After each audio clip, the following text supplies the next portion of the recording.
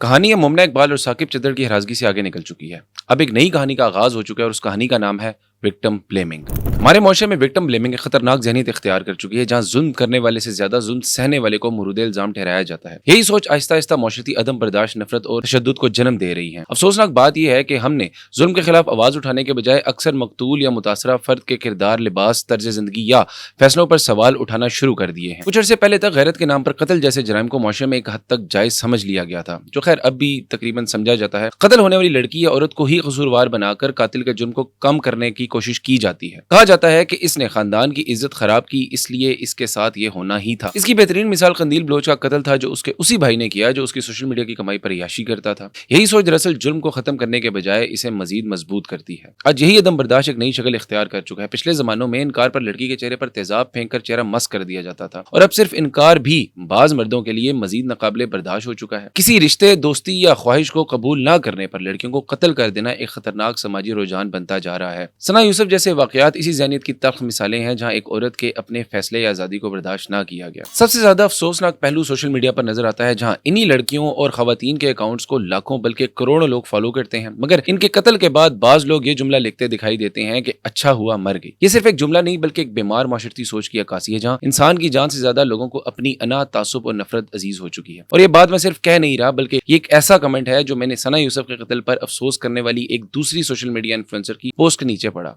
And I was shocked. लिखने वाला लिखता है कि मुझे नहीं लगता कि तुम अपने हकीकी बाप की औलाद भी हो। अगर तुम वाकई किसी शरीफ और इज्जतदार बाप की जायज औलाद होती तो ऐसी गंदी जबान इस्तेमाल ना करती, और अगर तुम इस वक्त मेरे सामने खड़ी होती तो मैं तुम्हारे साथ भी वही सलूक करता जो सना यूसुफ के साथ किया गया। और ये सिर्फ एक कमेंट नहीं बल्कि इस तरह के कई ज़हनी बीमार इस तरह के जुमले लिखते नजर आए। बदकिस्मती से हमारे माशरे और घरों में कातिल की ज़हनी कैफियत, औरत से नफरत, गुस्से पर काबू ना रख पाना और बढ़ती हुई अदम बर्दाश्त पर संजीदा गुफ्तगू बहुत कम होती है। हम जुर्म की वजूहात पर बात करने के बजाय मुतासरा फर्द के किरदार का पोस्टमार्टम शुरू कर देते हैं। यही रवैया मुजरिमों को मजीद हौसला देता है कि शायद मुआशरा किसी न किसी तरह इनके जुर्म का जवाज ढूंढ लेगा। यही हाल हम मुमना इकबाल की हरासगी के केस में देख रहे हैं, जहां मुकम्मल एक सोशल मीडिया ट्रायल चल चुका है, जिसमें साकिब चद्दर के वकील, जिनको अपना डिफेंस जज के सामने पेश करना था, उन्होंने वो पहले ही अवाम के सामने रख दिया है। जिन इल्जामात के मुताबिक पुराना ताल्लुक था, करोड़ों के गिफ्ट्स थे और शादी होने वाली थी वगैरह वगैरह। जिस पर सवाल ये है कि अगर ये सब सच भी साबित हो जाता है तो क्या ये हरेसमेंट और डेथ थ्रेट को लीगल रीजन या जस्टिफाई करता है? मुद्दा ये नहीं कि इनका ताल्लुक था या नहीं था,